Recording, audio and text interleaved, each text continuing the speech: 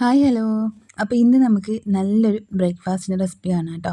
രാവിലെയൊക്കെ അരിയൊക്കെ കുതിർത്താനും ഇനി മാവൊക്കെ കുഴക്കാനൊക്കെ മടി പിടിച്ചിട്ട് നിൽക്കുന്ന സമയത്ത് അല്ലെങ്കിൽ മറന്നുപോയ സമയത്തൊക്കെ നമുക്ക് ഉണ്ടാക്കിയെടുക്കാൻ വേണ്ടി പറ്റുന്ന നല്ല സിമ്പിളായിട്ടും നല്ല ടേസ്റ്റി ആയിട്ടുള്ള ഒരു ബ്രേക്ക്ഫാസ്റ്റിൻ്റെ റെസിപ്പിയാണ്. അപ്പോൾ എന്തായാലും ഒന്ന് ട്രൈ ചെയ്ത് നോക്കുക. എല്ലാവരും ട്രൈ ചെയ്ത് നോക്കിയിട്ട് ഇഷ്ടമായിരിക്കും ലൈക്ക് ചെയ്യാനും സബ്സ്ക്രൈബ് ചെയ്യാനും ഷെയർ ചെയ്യാനും കമൻറ്റ് ചെയ്യാനും മറക്കില്ല കേട്ടോ. അപ്പോൾ നമുക്ക് വീഡിയോട്ട് പോകാം. അപ്പം നമ്മളിതാ ഈ ഒരു റെസിപ്പി ഉണ്ടാക്കിയെടുക്കാനായിട്ട് 1 കപ്പ് റവയാട്ടോ എടുത്തിട്ടുള്ളത്. അത് നമ്മൾ മിക്സിയുടെ ജാറിലേക്ക് ഇട്ട് കൊടുക്കുന്നുണ്ട്. 1 കപ്പ് റവ വെച്ചിട്ട് നമുക്കൊരു 4-5 എണ്ണമൊക്കെ ഉണ്ടാക്കിയെടുക്കാൻ വേണ്ടി പറ്റും കേട്ടോ. നമ്മൾ അത്യാവശ്യം വലുപ്പത്തിൽ ഉണ്ടാക്കിയെടുക്കുന്നതാണ് 5 എണ്ണമൊക്കെ ഉണ്ടാക്കാൻ പറ്റുന്നത്. ചെറുതായിട്ടാണെങ്കിൽ നമുക്കൊരു 7-8 ഒക്കെ ഉണ്ടാക്കിയെടുക്കാൻ വേണ്ടി പറ്റും. അപ്പോൾ ഇതിലേക്ക് ഇനി നമ്മൾ ചേർക്കുന്നത് വെള്ളമാട്ടോ. 1 കപ്പ് റവക്ക് 1 കപ്പ് വെള്ളം തന്നെ ചേർക്കുന്നുണ്ട്. സാധാരണ നോർമൽ വാട്ടറാട്ടോ ചേർക്കുന്നത്. അപ്പോൾ വെള്ളം കൂടി നമ്മളിതിലേക്ക് ചേർത്തതിന് ശേഷം നമുക്ക് ഇനി ആവശ്യമായിട്ടുള്ളത് തേങ്ങയാട്ടോ. ഒരുപാട് തേങ്ങയൊന്നും വേണ്ട. നമ്മളിപ്പം 1 കപ്പ് റവയ്ക്ക് ചേർക്കുന്നത് 2 ടീസ്പൂണോളം തേങ്ങയാട്ടോ. അപ്പോൾ 2 ടീസ്പൂൺ തേങ്ങയും കൂടി ചേർത്തിട്ട് നമ്മൾ ഈ വെള്ളം കൂടി ചേർത്തിട്ടുണ്ട് അതിലേക്ക്.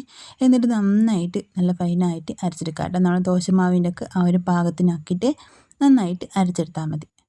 അപ്പോൾ ഇപ്പം നമ്മളിതാ ഇതെല്ലാം കൂടി മിക്സിയിലേക്ക് ഇട്ട് കൊടുത്തിട്ട് നന്നായിട്ട് അരച്ചെടുത്തിട്ടുണ്ട്. അതൊരു പാത്രത്തിലേക്ക് മാറ്റി കൊടുത്തിട്ടുണ്ട് കേട്ടോ. അപ്പം നമ്മൾ മാവ് ഇപ്പം റെഡി ആയിട്ട് കിട്ടിയിട്ടുണ്ട്. ഇത്രയാളോട്ടാ പണി. നമുക്കിനി വേറെ ഒന്നും ചെയ്യാനില്ല. ഇനി ഇതിലേക്ക് നമുക്ക് ആവശ്യത്തിനുള്ള ഉപ്പും കൂടി ചേർത്ത് കൊടുത്തിട്ട് നന്നായിട്ട് മിക്സ് ആക്കിയെടുക്കാം. അപ്പോൾ ഇപ്പം നമ്മളിതാ മാവൊക്കെ നല്ല സെറ്റായിട്ട് എടുത്തിട്ടുണ്ട്. ഇതിലേക്ക് നമ്മൾ ബേക്കിംഗ് സോഡയോ ഒന്നും ചേർക്കുന്നില്ല കേട്ടോ. അതിനൊന്നും ആവശ്യമില്ല. നല്ല സോഫ്റ്റായിട്ട് തന്നെ നമുക്കിത് ഉണ്ടാക്കിയെടുക്കാൻ വേണ്ടി പറ്റും കേട്ടോ. നല്ല മൊരിഞ്ഞ് കിട്ടുകയും ചെയ്യും, നല്ല സോഫ്റ്റായിട്ട് ഉണ്ടാവുകയും ചെയ്യും. അപ്പോൾ മാവ് നല്ല സെറ്റായിട്ട് വന്നിട്ടുണ്ട്.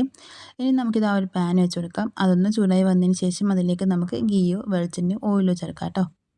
അപ്പോൾ ഞാനിപ്പോൾ ചേർത്തിട്ടുള്ളത് ഗീ ആട്ടോ. ഒരു 1/2 ടീസ്പൂൺ ഗീ ചേർത്തിട്ടുണ്ട്. നന്നായിട്ട് ഗീ ചൂടായിട്ട് വന്നിട്ടുണ്ട്. ഈ ഒരു സമയത്താട്ടോ നമ്മളിതിലേക്ക് മാവ് വെച്ചെടുക്കുന്നത്. അപ്പോൾ നമ്മൾ ആദ്യം നന്നായിട്ട് ചൂടാക്കിയെടുക്കാം. എന്നിട്ട് ചൂടായി വന്നതിന് ശേഷം നമ്മൾ ഈ മാവ് വെച്ചെടുക്കുന്ന സമയത്ത് മീഡിയം ടു ലോ ഫ്ലെയിമിലേക്ക് ഫ്ലെയിം മാറ്റി കൊടുക്കാം കേട്ടോ. അപ്പോൾ നമ്മൾ ആ മാവ് നല്ല ലൂസും അല്ല എന്നാൽ നല്ല ടൈറ്റും അല്ല കേട്ടോ. ആ രീതിക്ക് വേണം നമ്മൾ റെഡിയാക്കിയെടുക്കാൻ. നമ്മൾ സാധാരണ ദോശ മാവൊക്കെ റെഡിയാക്കിയെടുക്കുന്ന പോലെ തന്നെയാണ് കേട്ടോ. അപ്പോൾ അത് ഇങ്ങനെ വെച്ച് കൊടുത്തിട്ടുണ്ട്. ഇനി അതിലേക്ക് നമ്മൾ ചേർക്കുന്നത് തേങ്ങയാട്ടോ. കുറച്ചധികം തേങ്ങ തന്നെ ചേർത്ത് കൊടുക്കുന്നുണ്ട്. നല്ല ടേസ്റ്റായിട്ട് ഉണ്ടാകാൻ. തേങ്ങ നമ്മൾ എത്ര അധികം ചേർക്കുന്നത് അത്രയും ടേസ്റ്റായിട്ട് ഉണ്ടാകാൻ. അപ്പോൾ അതിലേക്ക് നമുക്ക് ഇനി വേണ്ടുന്നത് സവാള കേട്ടോ. ചെറുതായിട്ട് അരിഞ്ഞിട്ട് വെച്ചിട്ടുള്ള നമ്മൾ സവാളയും കൂടി ഇതിലേക്ക് ചേർത്ത് കൊടുക്കുന്നുണ്ട്. അതിൻ്റെ കൂടെ നമുക്ക് പച്ചമുളക് ചേർക്കാം കേട്ടോ. നമുക്കിനി എരിവുള്ളത് വേണ്ടാന്നുണ്ടെങ്കിൽ അത് സ്കിപ്പ് ചെയ്യാൻ കുഴപ്പമൊന്നുമില്ല. അപ്പോൾ ഞാനിപ്പോൾ ഇതിലേക്ക് കുറച്ച് പച്ചമുളക് ചേർക്കുന്നുണ്ട്. അതിൻ്റെ കൂടെ തന്നെ കുറച്ച് കറിവേപ്പിലയും കൂടി ചേർത്ത് കൊടുക്കുന്നുണ്ട്. അപ്പോൾ ഇതൊക്കെ ചേർത്തിട്ട് നമുക്ക് മീഡിയം ടു ലോ ഫ്ലെയിമിൽ തന്നെ വെച്ച് കൊടുത്തിട്ട് ഒന്ന് അടച്ച് വെച്ചിട്ട് കുക്ക് ചെയ്തെടുക്കാം കേട്ടോ. അപ്പോൾ ഇത് നമ്മൾ തിരിച്ചിട്ടൊടുക്കുക ഒന്നും ചെയ്യില്ല. നമ്മളിതിങ്ങനെ അടച്ച് വെച്ചിട്ട് മുകൾ ഭാഗം നന്നായിട്ട് ആറി കുക്കായിട്ട് വന്നു കഴിഞ്ഞാൽ നമ്മൾ ഇത് വേറൊരു പാത്രത്തിലേക്ക് മാറ്റി കൊടുക്കാം കേട്ടോ ചെയ്യാൻ. അപ്പോൾ ഇതാ നമ്മളിതെല്ലാം ചേർത്ത് കൊടുത്തിട്ടുണ്ട്. ഇനി ഇത് അടച്ച് വെച്ചിട്ട് ഒന്ന് നന്നായിട്ടൊന്ന് കുക്കായിട്ട് എടുക്കാം കേട്ടോ. അപ്പോൾ ഒരുപാട് സമയം വെക്കണ്ട കേട്ടോ. മുകൾ ഭാഗം ഒന്ന് ഇതുപോലെ ഒന്ന് ആറിക്കെട്ടി നന്നായിട്ടൊന്ന് കുക്കായി കണ്ടു കഴിഞ്ഞാൽ നമുക്കിത് വേറെ പാത്രത്തിലേക്ക് മാറ്റി കൊടുക്കാം. അപ്പോൾ സൈഡ് ഭാഗം ഈ ഒരു ഗീലി കയറി നന്നായിട്ട് മൊരിഞ്ഞ് നല്ലൊരു സ്മെല്ല് വരട്ടെ. ഈ ഒരു സമയത്ത് ആ ഒരു കറിവേപ്പിലയുടെയും ആ ഒരു പച്ചമുളകിൻ്റെയും തേങ്ങയുടെ ഒക്കെ സ്മെല്ലാട്ടോ ഈ ഒരു സമയത്ത് ഉണ്ടാകാൻ നല്ല ടേസ്റ്റാണ് കഴിക്കാനും കേട്ടോ.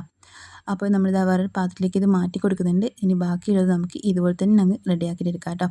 അപ്പോൾ നല്ല ടേസ്റ്റി ആയിട്ടും സിമ്പിളായിട്ട് നല്ല സോഫ്റ്റായിട്ടുള്ള അടിപൊളിയായിട്ടുള്ള ബ്രേക്ക്ഫാസ്റ്റ് റെസിപ്പി ആട്ടോ. നമുക്കിത് കഴിക്കാൻ വേണ്ടി കറിയൊന്നും ആവശ്യമില്ല, ചമ്മന്തിയോ ഒന്നും ആവശ്യമില്ല കേട്ടോ. ഇതിങ്ങനെ അങ്ങ് നമുക്ക് കഴിക്കാൻ വേണ്ടി പറ്റും. നല്ല സോഫ്റ്റാണ്, എന്നാൽ പുറം ഭാഗം ചെറുതായിട്ട് ഒരു ക്രിസ്പി ആയിട്ടും ഉണ്ടാവും കേട്ടോ. അപ്പോൾ എന്തായാലും ട്രൈ ചെയ്ത് നോക്കാം. ഇഷ്ടമായി കഴിഞ്ഞാൽ ലൈക്ക് ചെയ്യാനും സബ്സ്ക്രൈബ് ചെയ്യാനും ഷെയർ ചെയ്യാനും കമൻറ്റ് ചെയ്യാനും ഒന്നും മറക്കില്ല കേട്ടോ.